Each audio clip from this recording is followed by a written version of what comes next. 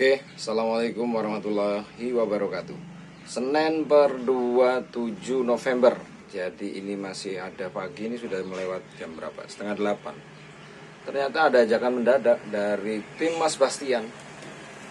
Apa ya? Gak bayangin sih semalam ini malah kurang tidur. Tapi karena kita akan bergerak menuju ke mana ini? Lombok Timur katanya. Masih terkait dengan kegiatan pemanfaatan zona ruang laut perizinan untuk usaha tambak. Jadi kita akan bergerak menuju ke sana. Sementara karena persiapannya kurang matang, jadi saya hanya bekal-bekal alat tulis, slip, pensil, dan alat ukur. Siapa tahu nanti kita dimaksimalkan untuk pengerjaan pendataan di wilayah mangrove-nya atau bakau. Jadi saya lagi menunggu jemputan nih. Sepertinya sudah datang. Yuk jalan.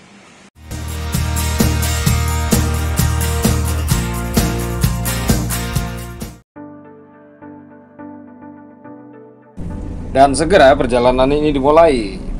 Lebih tepatnya ya kita akan menempuh perjalanan dari Mataram lalu menuju awal ke mana ini, wilayahnya Dasan Geres atau wilayah Gerimax, menemui salah satu teman. Jadi tujuannya untuk ambil tabung selam yang akan kita gunakan di penyelaman hari ini. Jadi ada 2 tabung nih, hanya cukup untuk 2 orang saja, jadi nggak terlalu banyak. Selanjutnya mampir di perjalanan sebelum Kopang, lupa namanya ini apa ini. Sebenarnya saya sudah sarapan di rumah, cuman berhubung teman-teman lain belum, dan lihat menunya cukup menarik karena ada belut gorengnya. Nah, saya ikutan nimbrung makan lagi. Gak apa-apa lah, gemuk-gemuk sedikit perbaikan gizi.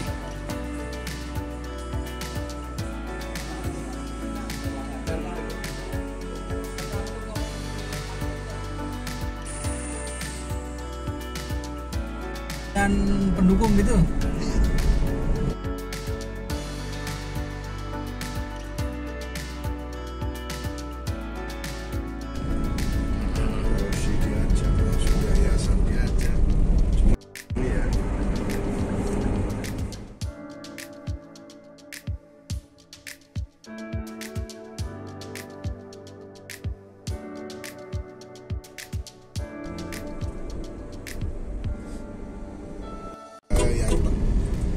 Pak Agus ya, yang punya resort kan? Itu sebelah kiri ada dia.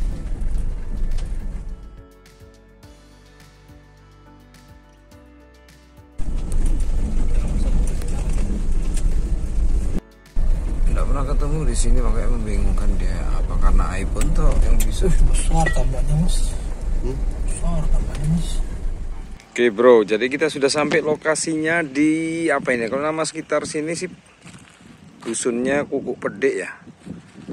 Lokasi tambak juga masih baru. Nah ini pengerjaannya. Kalau di bagian kolam pertama, inlet ini, nah ini seperti ini, ada water filternya nanti di sini, baru masuk ke kolam-kolam berikutnya. Keren ya. Dan di depan kayaknya sudah direklamasi karena sudah tutupan. Komunitas bakonya sudah nggak ada. Dataannya nggak terlalu repot, tapi ya kalau untuk penyelam nanti water intake di sini poskonya, nah yang ujung barat sana nanti ada. Ini Pak, depan kawasan konservasi Pak. Iya. Dan aksi menyelam pun dimulai. Pertama-tama kita gunakan alat selam, lalu kita ini ya bergerak menuju ke dangkalan lokasi di penempatan pipa. Cuman ini masih cukup dangkal, jadi sementara arus juga bergerak agak sedikit cepat. Nah untuk berikutnya kita harus menuju ke lokasi yang dalam, jadi harus berenang.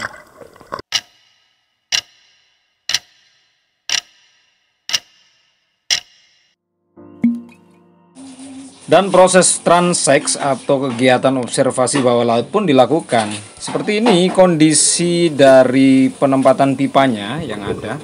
Menjulur hampir 200 meter lebih ke kedalaman 10 meter di ujung sana. Sementara kondisinya masih cukup bagus ya, belum banyak ditumbuhi karang. Karena menurut keterangan dari manajer lapangannya sendiri bilang bahwa pipa ini sendiri masih berusia semenjak diturunkan dipasang itu hampir 2 bulan lah, jalan menuju 2 bulan setengah. Jadi masih cukup baru.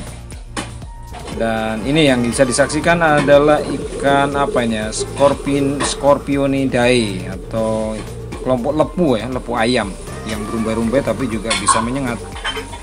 Tipe yang bahaya, harus dihindari juga, tidak boleh dipegang langsung. Berikutnya, karena ini bercampuran dengan aneka foto dan video, jadi semoga bisa menjadi sedikit wawasan saja. Kedalaman maksimal ujung pipa adalah sekitar 11,8 meter. Jadi seperti ini yang bisa disaksikan. Nah, ujung pipanya sendiri mengarah agak sedikit mengambang dari dasaran karena menghindari adanya peluang ini kotoran-kotoran atau sampah ya yang terbawa oleh arus. Jadi dia lebih baik memang di antara pertengahan seperti ini. Dan di ujung dari pipanya sendiri juga dilengkapi semacam kawat-kawat kasa gitu yang berguna sebagai bagian dari filtering. Oke, kita lanjut. Sementara untuk tipikal dasaran dia masih berupa lumpur hamparan gitu ya, tanpa sedikit pun terumbu. Jadi secara kegiatan transeknya bisa menjadi lebih simpel lagi. Tapi bagaimanapun juga perlu dilakukan pengamatan biota-biota yang perlu dilihat apakah jenis ikannya seperti apa yang menjadi penghuni dari kawasan sekitar pipa. Karena bagaimanapun pipa yang ditempatkan ini juga hampir mirip fungsinya menjadi semacam apa ya? Atau yang kita fish aggregate FAD, fish aggregating device, atau semacam rumpun gitu ya yang dia bisa dapat menghimpun ikan-ikan untuk datang sebagai bentuk hunian baru mereka.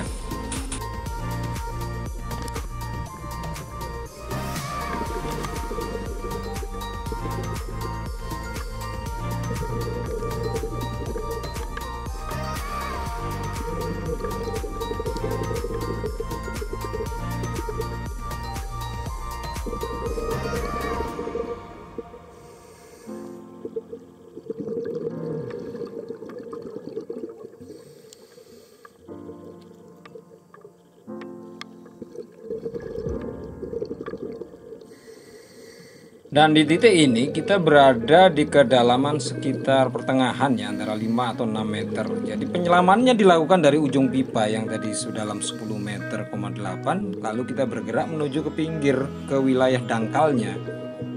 Dan pemantauan juga tetap dilakukan seperti apa. Siapa tahu ada juga beberapa temuan-temuan sepanjang alur pipa ini ya. Tapi yang jelas kondisi pipa memang masih cukup bagus, memang masih berumur 2 bulan. Tapi yang bagusnya lagi di kondisi ini, pipa-pipa juga sudah mulai banyak ditumbuhi oleh biota-biota laut, sehingga dia menjadi apa ya, bersinergi dengan ikan-ikan juga pada ngumpul di sini. Baik itu berupa spong, lalu ada karang-karang juga. Kalau karang sih karang kerasnya dia masih berupa nokta-nokta kecil gitu ya. Tapi itu menjadi satu catatan yang menarik. Hanya sepanjang alur pipa, sementara di kanan kiri dari pipa hanya sebatas lumpur. Dan uniknya lagi, di antara lumpur-lumpur itu sendiri kita juga menemukan ini salah satu binatang apa ya, nudibranch atau sea slug yang warnanya cukup kontras. Jadi dia hitam dengan apa ya, alur pinggir itu warna biru gini. Dan dia kadang-kadang ditemukan selalu berpasangan.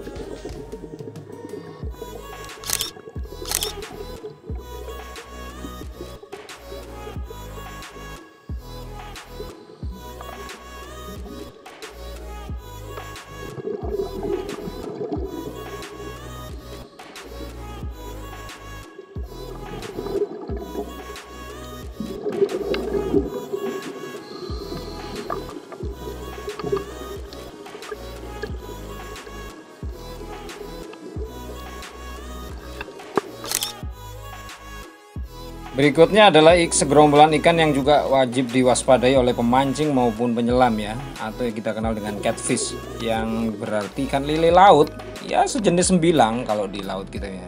Kalau secara dia ukuran sini cukup besar ya, dia hampir 15 cm panjangnya. Nah, berikutnya setelah kita melakukan transek horizontal segaris pantai di kanan kiri pipa, inilah kita lakukan lagi kegiatan yang sama tapi di kedalaman yang sekitar berapa, 2 meter saja.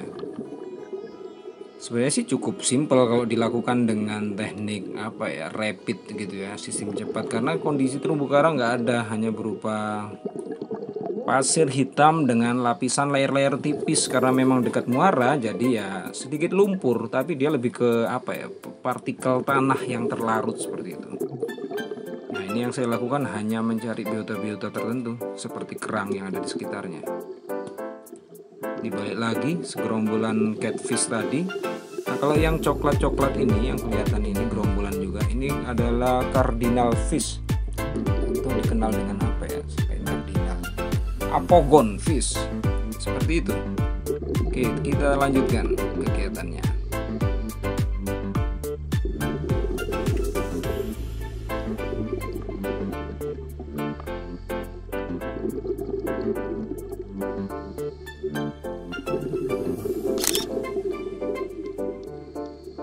Dan tepat di akhir penghujung penyelaman, dilalahnya kita ketemu lagi satu spesies yang unik, yaitu si shaggy anglerfish, atau kalangan penyelam mengenalnya dengan istilah ikan apa ya, frogfish. Dan begitu kita balik ketemu lagi gerombolan yang sama, yang ini ikan catfish ya, yang tadi juga bergerak ke sana kemari, masih di perairan dangkal. Mereka bermain di hanya kedalaman 2 meter saja. Oke, dan ini terakhir kalinya kita menapak ke bagian pesisir pantai. Sampai jumpa di penyelaman berikutnya.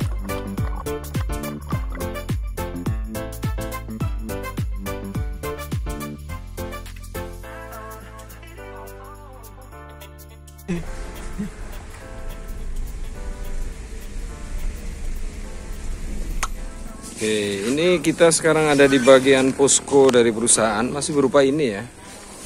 Nah, ini ada beberapa bangunan karyawan, lengkap kolam. Nah, ini menariknya nih, kolam atau malah justru muara ini. Cakep. Dan sesi pasca penyelaman ini kita isi dengan menikmati apa ya, lokasi di bagian dari base camp. Ini cukup terlihat artistik begini ya. Lalu sambil ya menyempatkan sholat, terus makan siang, sambil ya sedikit interview ini, bahas-bahas dari hasil yang kita sudah lakukan survei tadi dengan Pak pengelolanya, manajer lapangannya. Dan berikutnya ini siap-siap untuk balik lagi pulang menuju Mataram. Jadi demikian kegiatannya. Sampai ketemu di kegiatan survei berikutnya. Assalamualaikum warahmatullahi wabarakatuh.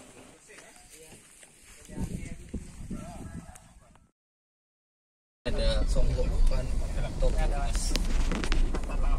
pakai nyangkutin mata. Ini dari foto pintu masuk.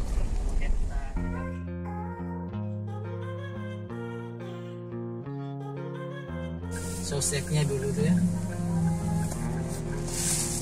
Kan dulu hampir sama ini ya kan.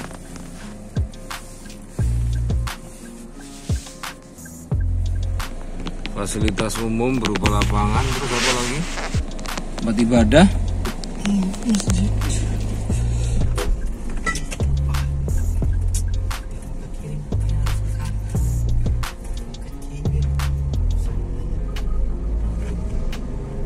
Model ini.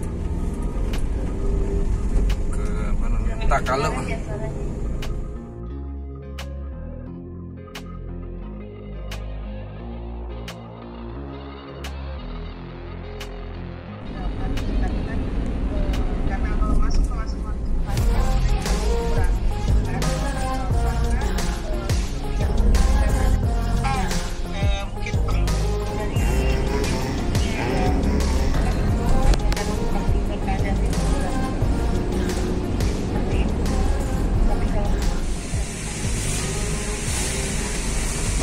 Masa Pak Tom bilang, Pak Bas, gimana ini Pak Bas?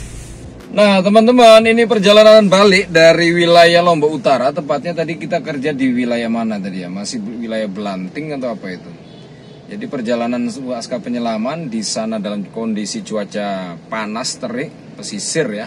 Nah ketika kita balik ke arah Mataram, ini sekarang sedang masuki wilayah mana ini? Mantang, Lombok Tengah.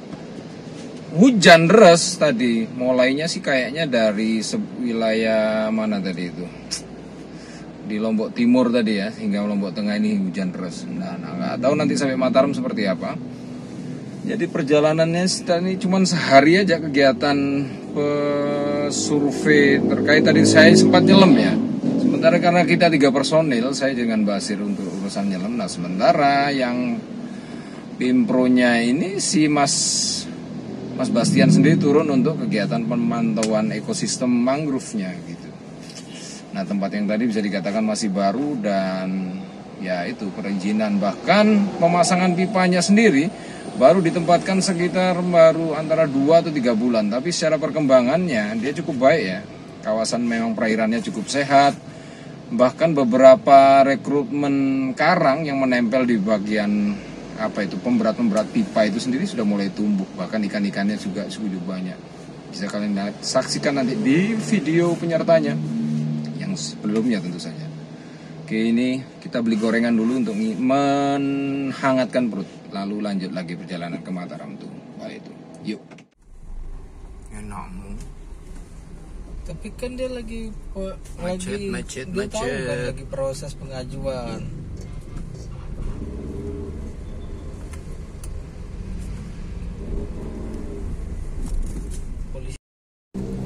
Biang macet. Biang macet.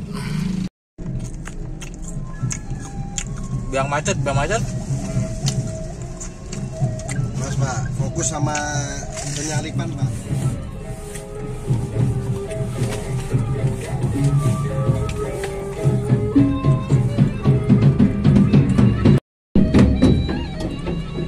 Rama. Ini saudara-saudara, kalau ke Lombok pasca biang macet akibat prosesi pernikahan ala adat sini, endang belik, sorong serah. Nah kayak gini, jadi lalu lintasnya harus diatur.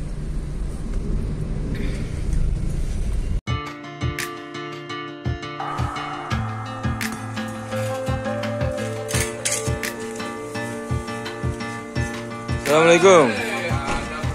Tempat pengisian kompresor sama tabung selam. Wah.